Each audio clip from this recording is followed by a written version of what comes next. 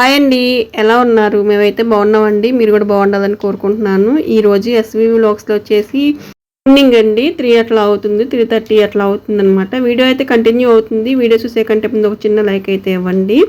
కొత్తగా ఎవరన్నా ఛానల్ చూస్తుంటే సబ్స్క్రైబ్ చేసి సపోర్ట్ చేయండి. ఇంకా ఈవినింగ్ టైం అయితే స్నాక్స్ కింద నేను అరటికాయ బజ్జీ అయితే వేద్దాం అనుకుంటున్నాను. అరటికాయ అయితే పీల్ తీసి కట్ చేస్తున్నాను. క్రాస్గా కూడా కట్ చేసుకోవచ్చు. నేనైతే రౌండ్గా అయితే కట్ చేస్తున్నాను. క్రాస్గా కట్ చేస్తే ఏంటంటే కొంచెం పెద్ద సైజు బజ్జీ అయితే వస్తుంది. అరటికాయ బజ్జీలు అయితే వేద్దామని చెప్పేసి అరటికాయలు అయితే కట్ చేసాయండి. ఇంకా ఉప్పు కలిపిన వాటర్లో అయితే వేసి పెట్టాను కొంచెం.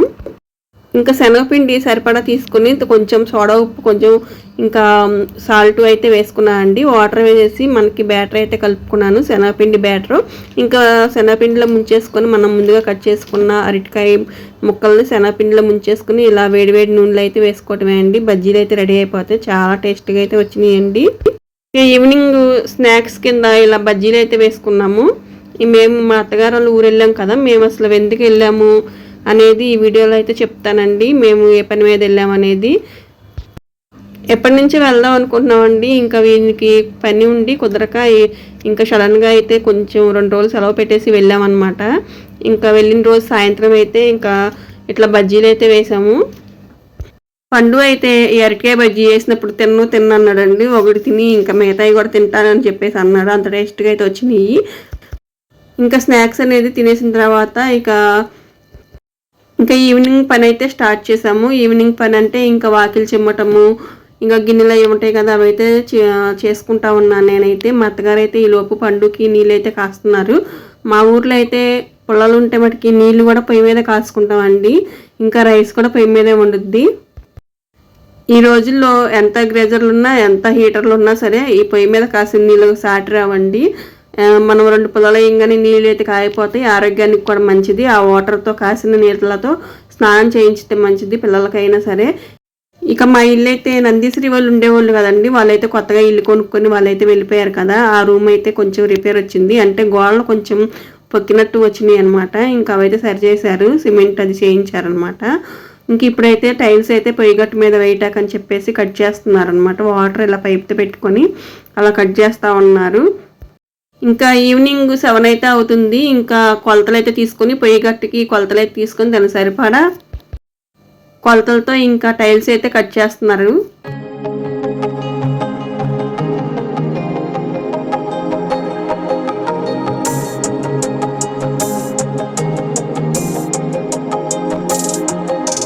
ఇంకా టైల్స్ అయితే కట్ చేసిన తర్వాత ఇక్కడ పొయ్యి గట్టు అయితే చూస్తున్నారండి. కొంచెం గోడ అయితే కొంచెం కట్ చేయాల్సి వచ్చిందనమాట. ఇక్కడ చేస్తున్నారు.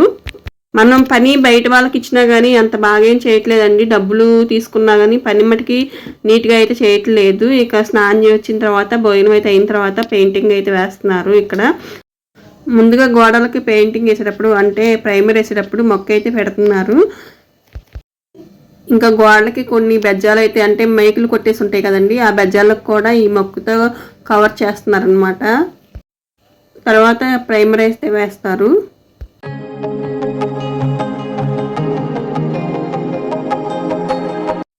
ఈ గదుల్లో ఏంటంటే గోడకి సున్నమది అంటే ప్లాస్టింగ్ అది ఊడిపోతూ ఉందండి. ఇక దాన్ని అంతవరకు మనం తీసేసేసి తర్వాత కొత్తగా ప్లాస్టింగ్ అయితే చేయించారు. ప్లాస్టింగ్ విడిగా మనకు చేయించింది కనబడతా ఉంది. దాన్ని కవర్ చేయటాకని చెప్పేసి మొక్క అయితే పెడుతున్నారు. ప్లాస్టింగ్ సపరేట్గా కనబడుతుందండి, కింద వరుసగా చేయించింది. అందుకని చెప్పేసి సపరేట్గా కనబడుతుందని మొక్క అయితే పెట్టారు. తర్వాత ఈ రకంగా అయితే ప్రైమర్ అయితే వేశారు. ప్రైమర్ కూడా 2 కోటింగ్లు అయితే వేశారు. ఇది వచ్చేసి మేము వెళ్ళిన తెల్లారి అంటే మరుసటి రోజు అండి ఇంకా చేసింది. ఇంకా పొయ్యిగట్టుకు కూడా సిమెంట్ అది రాసేసారు, సిమెంటు వేసేసారు అనమాట. అంటే టైల్స్ అయితే కట్ చేశారు కదా, ఇంకా అవైతే అంటీటాకని చెప్పేసి సిమెంట్ రాసి పెట్టారు. ఈ పని చేసేవాళ్ళు ఈ పనే చేయాలని ఏం లేదండి, నేర్చుకుంటే ఏ పనైనా చేయొచ్చు అనమాట. ఇంకా టైల్స్ అయితే అంటీటాకి ఇక్కడ డిప్పలో అయితే సిమెంట్ అయితే కలుపుతున్నారు. ఒండ్రు అయితే ఇంకా టైల్స్కి అయితే అంటించేసి మనం టైల్స్ అయితే వేయాలి కదా పొయ్యిగట్టు మీద.